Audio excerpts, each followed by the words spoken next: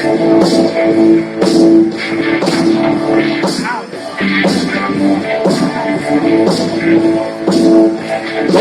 gentlemen, please welcome the next Vice President of the United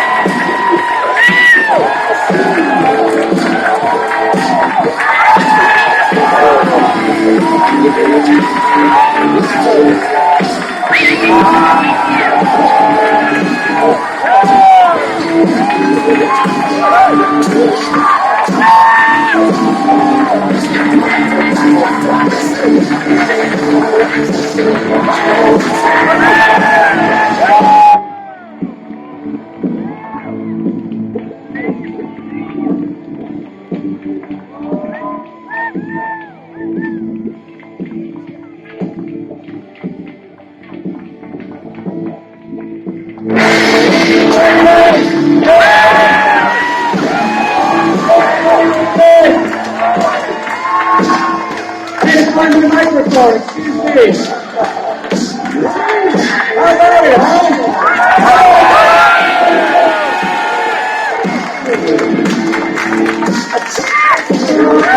Everybody. Hey, where's my kids now? Let's try it down. There you go, John. Thanks so much. Thank you so much. Thank you, Pinkerton Academy, for hosting us here. Yes. Thank you, Granite Staters, for sending Mitt Romney to the White House.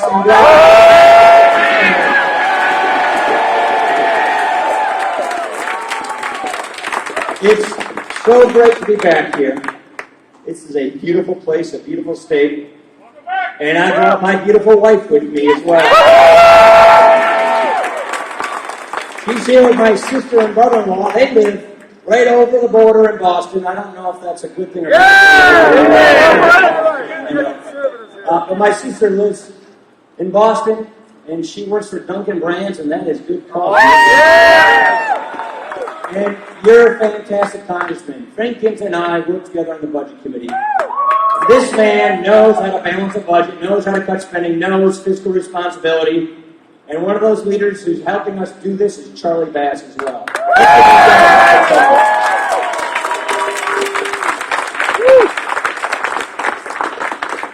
Friends, we've got a big choice to make. This is not your ordinary election. That's right. We're not just deciding who's going to be the next president for 4 years. We are deciding what kind of country we're going to have and what kind of people we're going to be for a generation. That's right. This is a high-stakes election. Because if we have 4 more years like the last 4 years, we continue stagnation. The choice is very clear. Do we want a dynamic, growing economy that fosters opportunity? Or do we want a stagnant economy that fosters dependency? That's not who we are. In the live free or die state, we want to live free and prosper.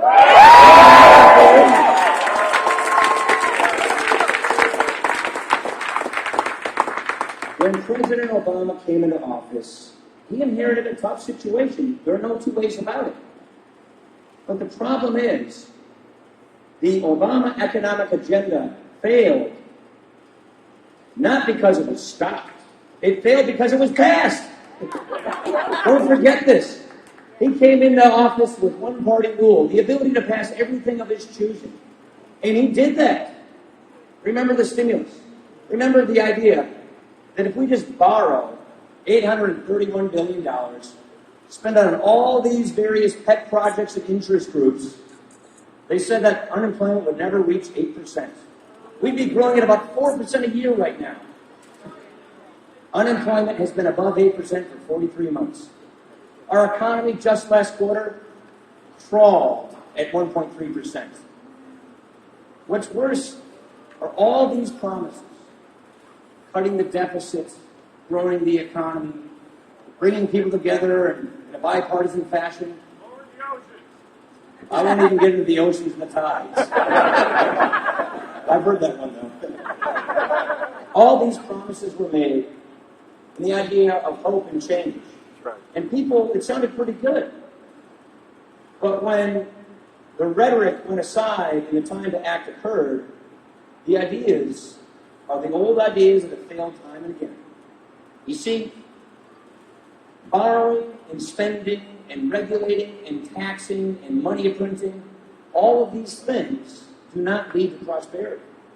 All of these policies basically say, take power from people, take money from families and successful small businesses and from job creators, send it to Washington, and then they decide. That doesn't work. You know, when you look at the status of where we are right now, we have 23 million men and women in this country struggling for work. We have 15% of our fellow citizens living in poverty today. That's the highest rate in a generation. Women in poverty are at a 17-year high. The economy is barely growing.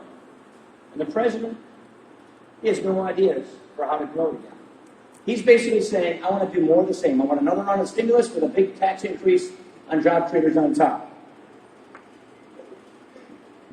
We need a leader. Yes. We need leadership to get this country back on track. Romney! To put the right ideas in place. And that leader is Mitt Romney.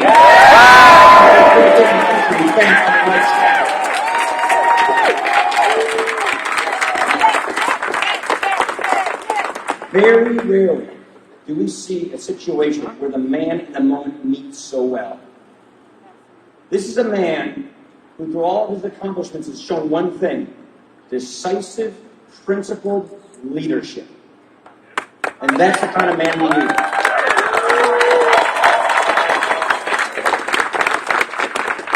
But it's not good enough for us to simply complain. We are not simply saying, hire us because the other guy is inadequate and failed. We want to earn this victory. We want to deserve this victory. Because what we need, what we as a country need, is a mandate and the moral authority to get us back on the right track and put the right ideas in place to get people out of poverty, to get people out of living paycheck to paycheck, to get people back into jobs with higher take-home pay, so we have economic security, so we can get this economy growing, so we can restore the promise of the American dream for everybody. And that means ideas. We're offering very specific, bold ideas that are what we need to do to fix the big problems in this country. Number one, we have so much energy in this country. Let's get that energy in this country. Get the roadblocks out of the way. Build prosperity. Oil, gas, coal, nuclear, renewables, all of the above. You see, the Obama administration is standing in the way of what could be a very promising explosion of energy. Yep. We have so much coal, so much oil and gas because of new technology that we know how to get without harming the environment. This puts people to work. This creates manufacturing jobs.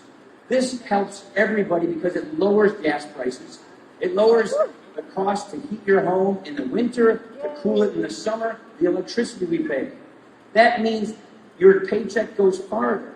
That means people living on fixed income have more income to live on. This is important because with an energy policy like the Keystone Pipeline, like we can put Americans to work and stop sending our money overseas for another week. It helps our foreign policy, our economy, it helps our paycheck. Do it! Another area. As I mentioned, we have all these people in between jobs. For every person who got a job last month, which is a good thing, nearly 4 people stopped looking for a job. That's right. We are slipping behind. And what we see when we look at the faces, when we talk to the people, when we see the names, it's a person in their 30s, in their 40s, or in their 50s, in their early 60s. I'll get to the person in the 20s in a minute. It's a person who came out of school and got a career,